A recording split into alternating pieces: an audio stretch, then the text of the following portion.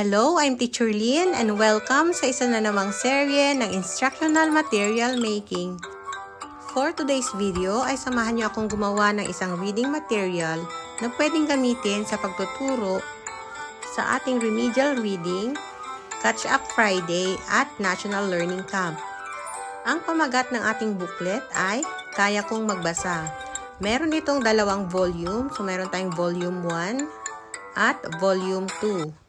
Ang focus ng ating volume 1 ay ang pagtuturo ng mga salita na may 1 hanggang 3 pantig at pagbasa ng mga salita at pangungusap na simple lamang. Samantalang sa volume 2 ay ang pagtuturo ng diptongo at mga salitang cluster. Ganyan po ang itsura ng ating instructional material kapag tapos na. Kaya naman, halina at gawin na natin ang ating instructional material.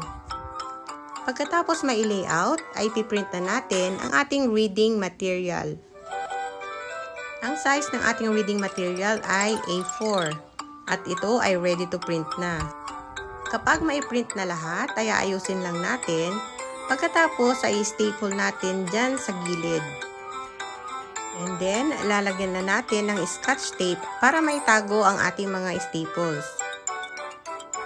At ayan, meron na ulit tayong isang magandang reading material.